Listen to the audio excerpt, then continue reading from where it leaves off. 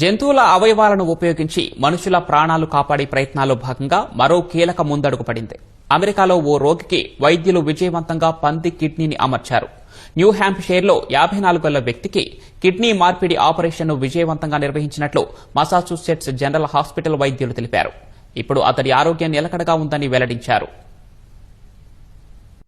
వైద్య రంగంలో మరో కీలక ముందడుగు పడింది. మూడోసారి పంది కిడ్నీ మార్పిడి ఆపరేషన్ విజయవంతంగా నిర్వహించిన అమెరికాలోని న్యూ హ్యాంప్షైర్ వైద్యులు ఘనత సాధించారు. 54 ఏళ్ల బిల్ స్టీవర్ట్ కు విజయవంతంగా పంది కిడ్నీని అమర్చినట్లు మసాచుసెట్స్ జనరల్ హాస్పిటల్ వైద్యులు ప్రకటించారు. ఈ జూన్ నెలలో బిల్ కు ఆపరేషన్ నిర్వహించినట్లు వెల్లడించారు. జన్యు సవరణ విధానంలో అభివృద్ది చేసిన పంది మూత్రపిండాన్ని ఆపరేషన్ నిర్వహించి అమర్చినట్లు తెలిపారు. ఆపరేషన్ విజయవంతమయ్యిందని, మనిషి శరీరంలో పంది కిడ్నీ సాధారణంగా పనిచేస్తుందని వైద్యులు వివరించారు. ఇప్పుడు బిల్ ఆరోగ్యం నిలకడగా ఉందని, 3 నెలల్లోనే తిరిగి తన పనులను చేసుకోగలుగుతున్నారని వివరించారు. బిల్ రోగ నిరోధక శక్తిపై ఎలాంటి ప్రతికూల ప్రభావం చూపించలేదని చెప్పారు. ఇప్పటి వరకు 3 పంది కిడ్నీ మార్పిడి శస్త్రచికిత్స చేసినట్లు మసాచుసెట్స్ జనరల్ హాస్పిటల్ వైద్యులు తెలిపారు.